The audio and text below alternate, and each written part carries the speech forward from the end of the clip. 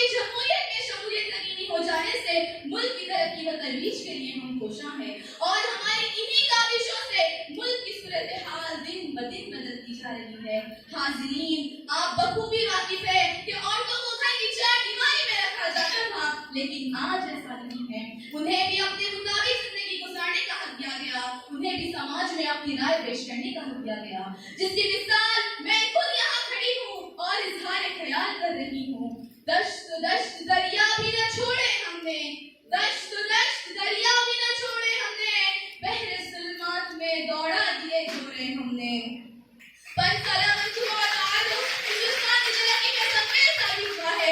ये मंसूबा 1951 में पार्लियामेंट में पेश किया गया, जिसकी तवज्जो बुनियादी शोबे की तरक्की पर थी। इलावजी, ज़राई, सनती, तिब्बी, माशी, सकाफती, तमाम तर शोबाजात पर हुकूमत खुसूसी तवज्जो दे रही है। मज़ाहिब और सकाफतों के तनू के बावजूद हिंदुस्तान एक ऐसा मुल्क है जहाँ मुख्तलिफ मज़ाहिब के लोग इत्तेहाद के साथ रहते हैं। इत्तेहाद का ये एहसास हर गुजरते दिन के साथ मजबूत होता जा रहा है। फिर वो इत्तेहाद ज़ाहिरी हो या बातिनी, हमें रहना तो इसी मुल्क में ही है ना। सामईन, वो मुल्क जो गुलाम कहलाता था आज आजाद कहलाने लगा, जो पसमानदा और गरीब मुल्क कहलाता था तरक्की पसीर कहलाने लगा, जो भुखमरी और कहतसारी के लिए बदनाम था वो गिज़ा और गिज़ायत के मामले में मुत्तफ़िक़ कहलाने लगा। जहाँ जहालत की शरह ज्यादा थी वहाँ तालीम की शरह में खातिर इजाफा हुआ है। जो दिफा के लिए दूसरों पर इंतजार करता था वो एंटी और न्यूक्लियर ताकतों का मुल्क कहलाने लगा। जी हाँ सामईन, जो जमीन पर परचम लहराने के लिए तरसता था वो चांद पर परचम लहराने वाला कहलाया, वो चांद पर परचम लहराने वाला कहलाया। जो भी मिला इसलिए मिला के हंस के बहुत कुछ झेला हमने, जो भी मिला इसलिए मिला के हंस के बहुत कुछ झेला हमने। अजी साहब, ये सूरज देख रहे हो, जुगनू जुगनू बोया हमने, जुगनू जुगनू बोया हमने।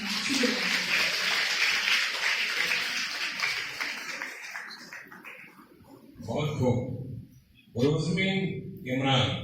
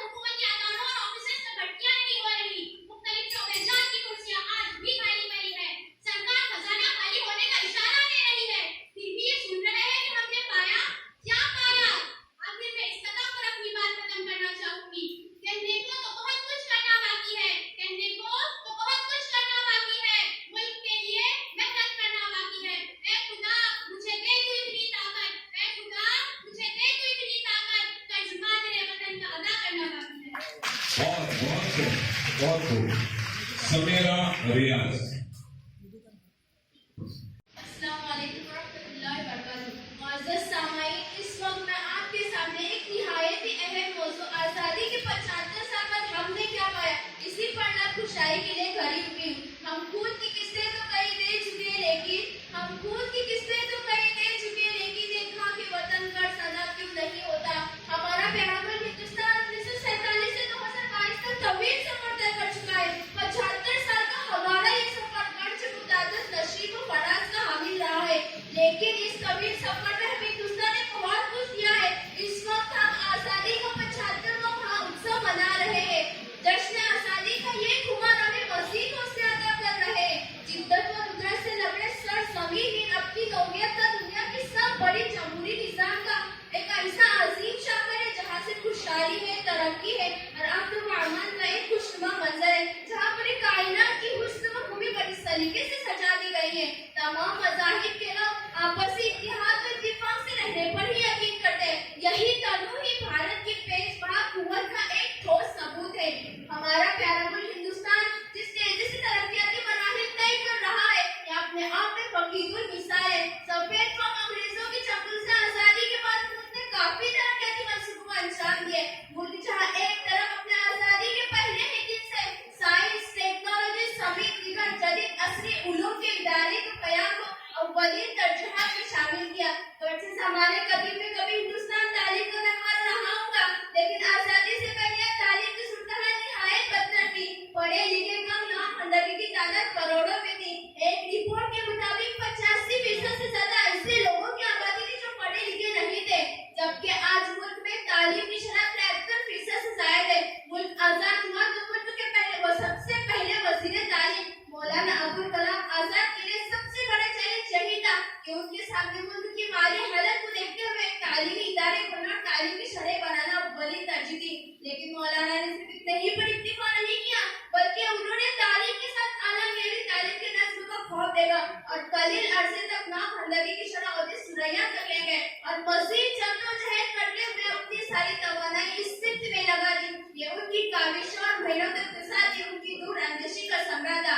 आजादी के फौरन बाद मुल्क में IIT और IIM जैसे नामों इदारे वजूद में आए, जिनका रुआब और दबदबा आज पूरी दुनिया में कायम है, जिनकी तालीमी अवकाश दुनिया के टॉप 10 कंपनी का आला ओहदों पर फायद है। तो वही दूसरी तरफ आज मुल्क के दुश्मनों की नजर पर तो वहशी हमलों से हिफाजत के लिए हमारे साइंसदानों ने एक के बाद दीगर नायब जौहरी एटमी हथियारों के इख्तियार अमल में लाकर मुल्क की साइंस को बका में एक अहम किरदार अदा किया।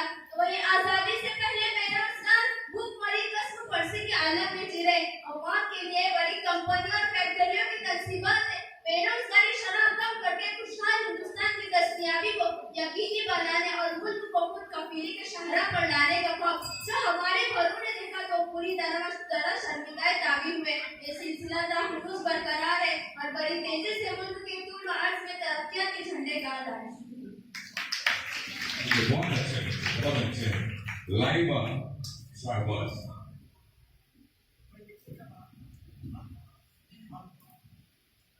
ऐ खाक के वतन अब तो वफाओं का सिला दे, ऐ खाक के वतन अब तो वफाओं का सिला दे। मैं तो उठती सांसों के फसीलों में खड़ी हूँ, जैसा कि हमारे काबिल दोस्त ने बड़े ही जोश और जज्बे के साथ पेश किया है उतनी तकरीर को। मैं उनको कहना चाहती हूँ कि हमारे मुल्क में जितने भी लोग हैं, हमारे मुल्क में हमने अभी 75वां महाउत्सव मनाया, जैसा कि हम सब आजादी का 75वां महाउत्सव मना रहे हैं। इन 75 सालों में हमने क्या पाया, हमने क्या खोया, इसे भी मंजर आम पर लाना जरूरी है। मुअज़्ज़ज़ सामाईन, हमें आजादी जरूर मिली, लेकिन अफसोस कि आज भी हमारी सोच वही 75 साल पुरानी रह गई है। हम सफेद कौम अंग्रेजों के चुंगल से जरूर आजाद हो गए, लेकिन हिंदुस्तान सियासी गुलामी जंजीरों से आजाद नहीं हुआ। आज भी यहाँ लोगों को ज़ेर दस्त करने और गुलामी के दौर में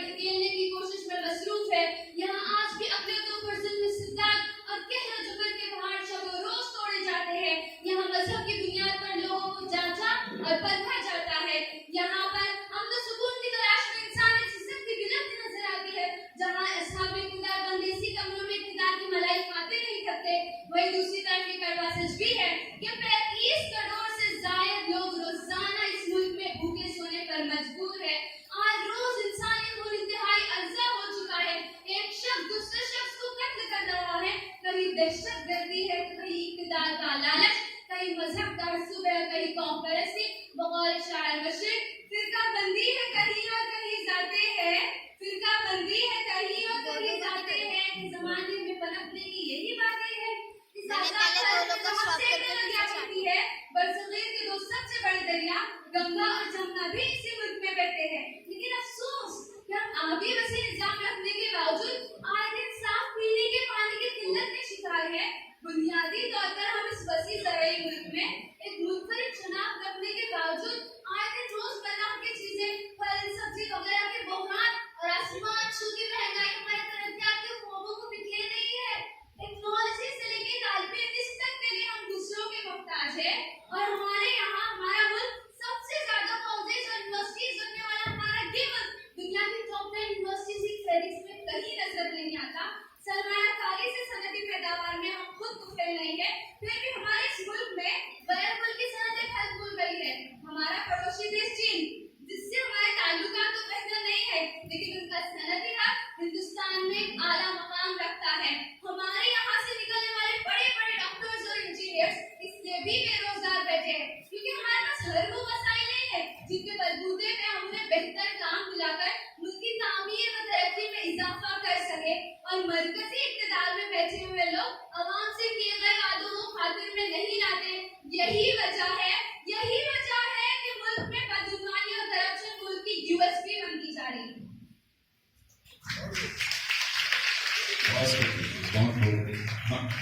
Khan Taiba.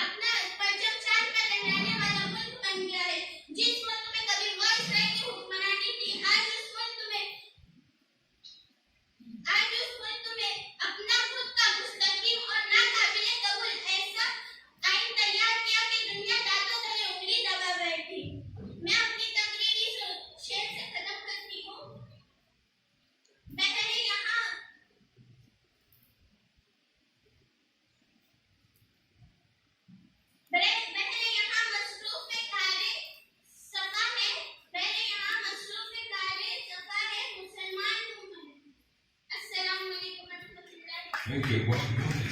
Wonderful. Khan Shifa.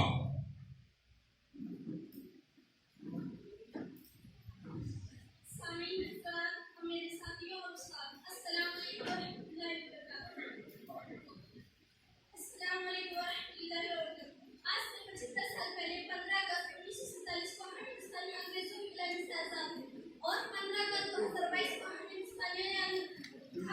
हिंदुस्तानी ने आजादी की 75वीं सालगिरह बड़े जोश और खरोश से मनाई और क्यों न मनाती। ये कायम हिंदुस्तान की तारीख में एक अलग पाठ समा है। कायम हिंदुस्तान की जद्दोजहद, हमारे बुजुर्गों की मेहनत का विषय और अवाम की कुर्बानियां शामिल है। बेवाओं की नाजुक जिंदगी के अफसाने शामिल है। यतीम बच्चों की आंखें झुकी। मगर अफसोस, आजादी के मतवालों ने जिन इक़दार पे आजादी और दस्तूर की बुनियाद रखी, क्या वो इक़दार आज जिंदा है? तो इसका जवाब तलाश करना जरूरी है। तो सुन लीजिए, आज इक़दार जिंदा नहीं है। जी हाँ, आपने सही सुना, आज इक़दार जिंदा नहीं है। इन इक़दार को आज के सियासी लोगों ने अपने मफाद के खातिर, कुशल पसंदों को अपने मकसद के खातिर पामाल कर दिया। इसमें कोई शक नहीं कि हमारे वतन अजीज ने जिस तरह तरक्की की वो हमारे लिए बाइस है। लेकिन आज के हालात ये है कि लोगों को इन्हीं मनपसंद के नाम पर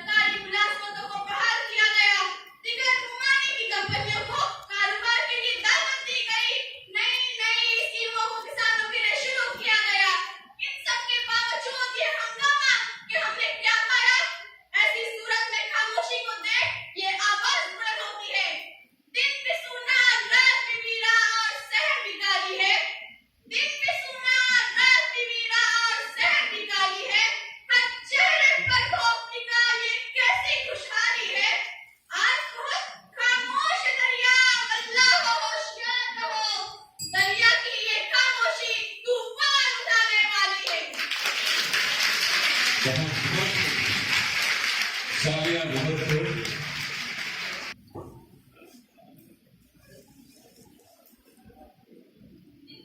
अस्सलामुअलैकुम वरहमतुल्लाहि वबरकातुहू। सदर जलसा, अहले मिजाज और हाज़रीन मजलिस, मुझको वो जालिम का तरफदार नहीं लिख सकते, मुझको वो जालिम का तरफदार नहीं लिख सकते, कम से कम मुझे वो लाचार तो नहीं लिख सकते। जान हथेली के लिए बोल रही हूँ जो सच, उसको इस इलाके के अखबार नहीं लिख सकते।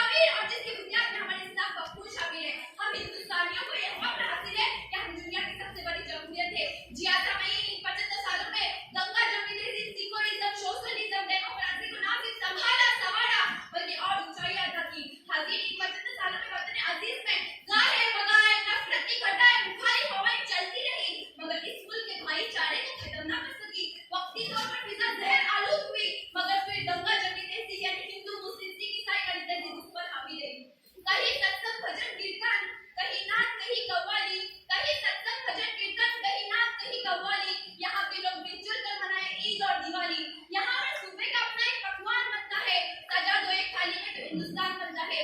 जिया सामयिक ने 75 साल तारीख इस बात का भी सबूत रहा है कि यहाँ एक हिंदू सुप्रीम कोर्ट का जज बनता है तो एक मुस्लिम सदर जमहूरिया और वजीर आजम सिर्फ बिरादरी से होता है। यहाँ नेता हम खुद चुनते हैं। यहाँ महलों की औलादें हमारी तकदीर नहीं लिखती।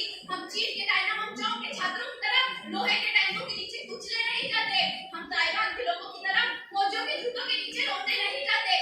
जिस देश में कल्पना चावला और नीमा सिन्हा जैसी बेटियां जन्म लेती है, जिस देश में बेचत्रीपाल जैसी खातून माउंट एवरेस्ट फतेह कर पूरी दुनिया में अपने मुल्क का नाम रोशन करती है, जिस देश में अब्दुल कलाम जैसे अजीम साइंसदान पैदा होते हैं, जिस देश में हम हमारी जान के दुश्मन को भी हमारी जान देते हैं, मोहब्बत की मिट्टी को हिंदुस्तान कहते हैं।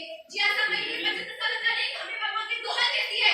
हम शायरी में गाली को इकबाल है, नगमागिरी में राहत गुलजार है, हम दूरी की मजदूरी है, हम सोच बने, हम साथ बने, हम रक्त बने, हम वक्त बने, जब जब हुई तो अब्दुल हमीद बने, जब हम हुआ तो अकबर की नौलत बने।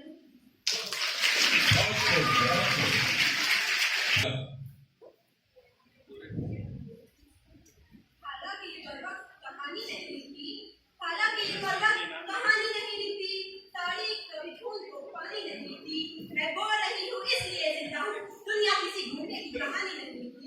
सदैव कामकाज सरकारी नीतियाँ हाजिर नहीं करती और टोकन टैलेंट प्रोडक्ट के आला हमें ना ही मुझको काफी शनासी का दावा है और ना ही मैं चेहरा पढ़ने की मानी हूँ, मगर अपने जज्बात की बुनियादी लहरों को आपकी पेशानी की सिलवटों पर मौजूदा देख पाती हूँ। जी हाँ हाज़रीन इकराम, इस ऐवाने बादशाहों से पेश करना करार था आजादी के 75 साल क्या खोया क्या पाया। मैं खासा मेरी आपकी बल्कि हम सब की दिल की दर्द अंगेज सदा बुलंद करते हुए इस पेश करना करारदा की बुखारी को मैं अपना मौक़िफ़ पेश करूँगी।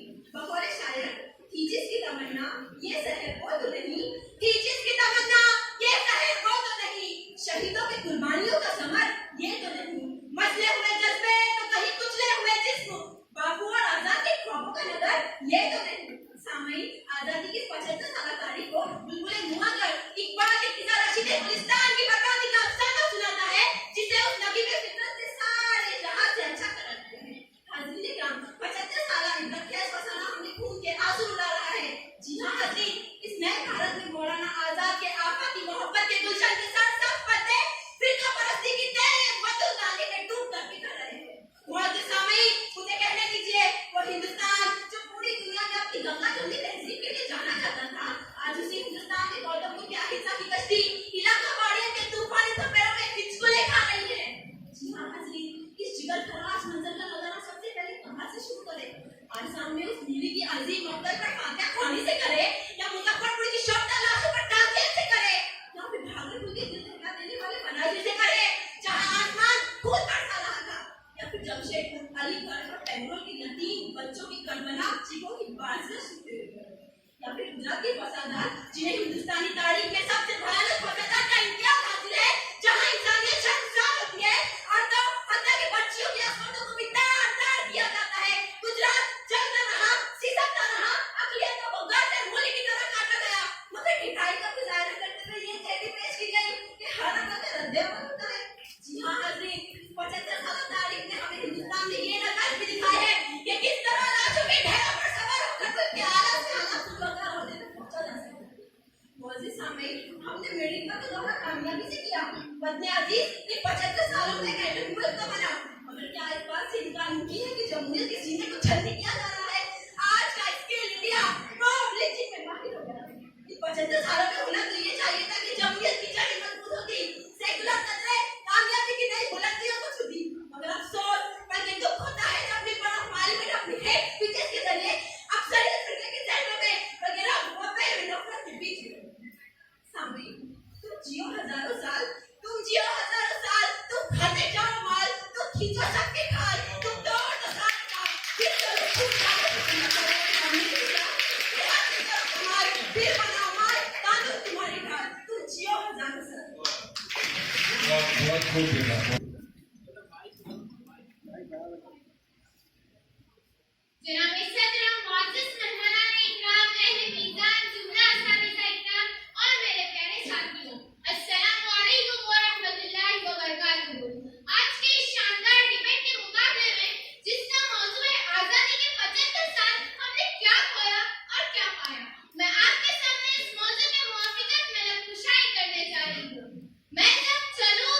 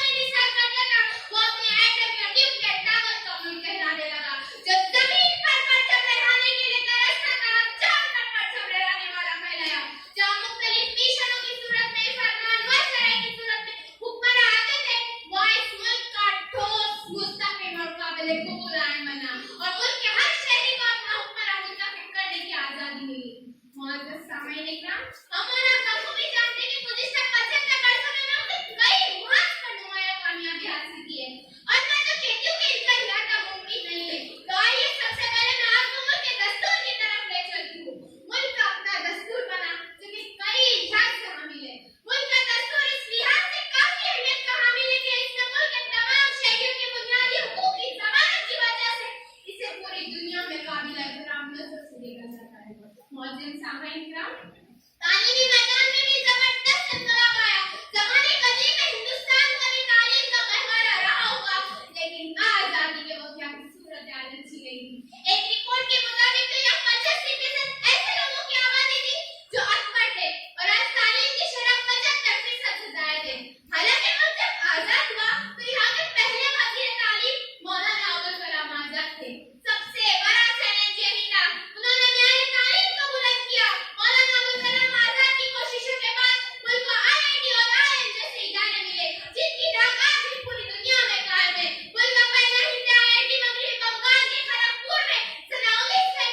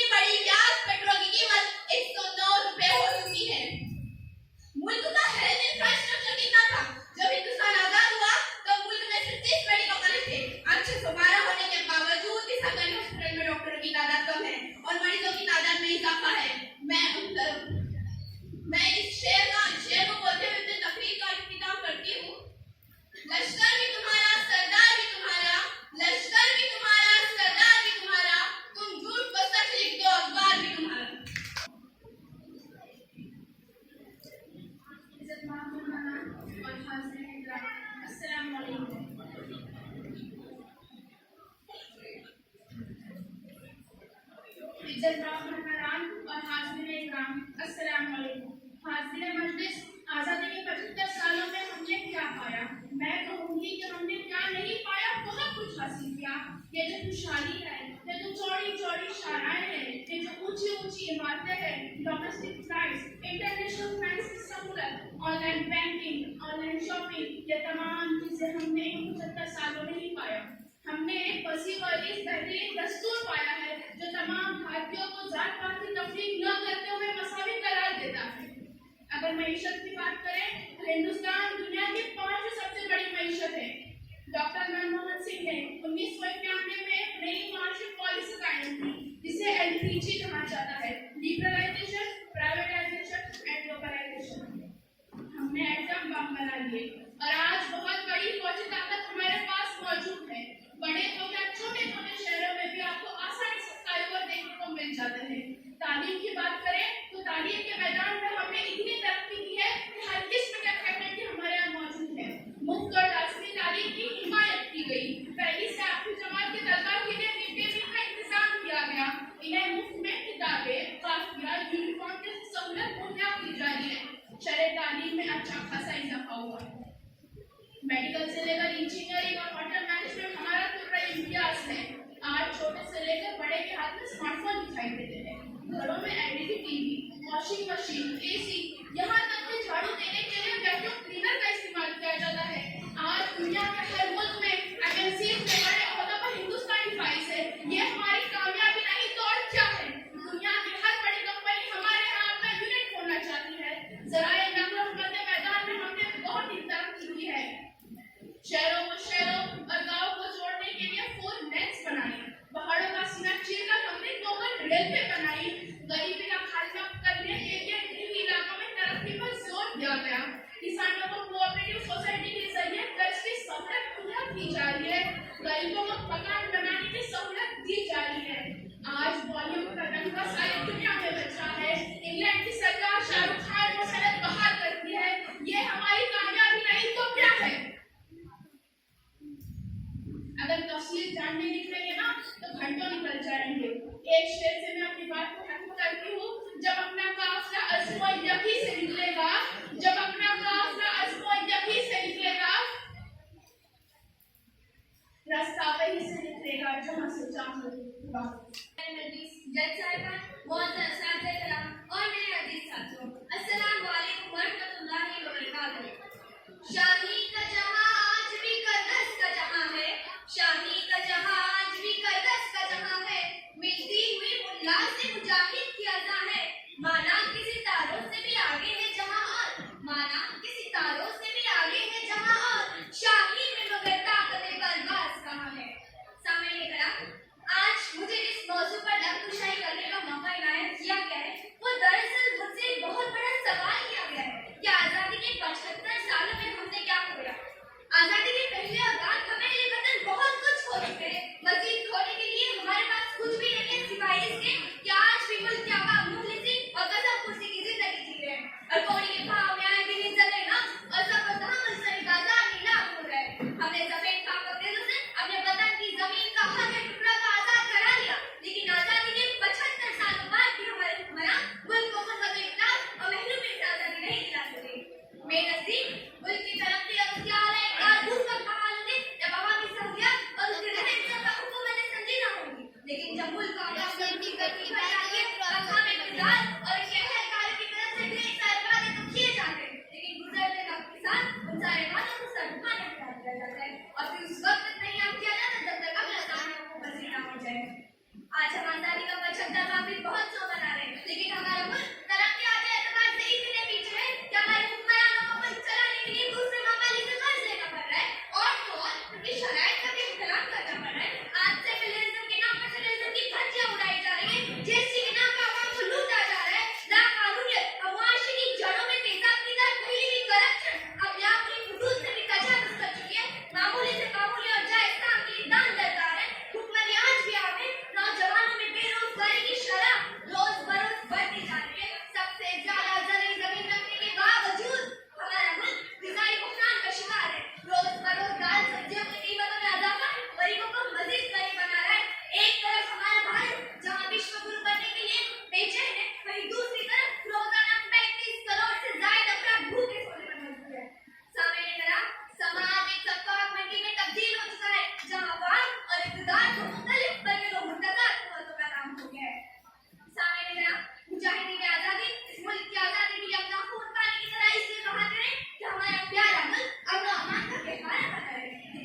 ये क्या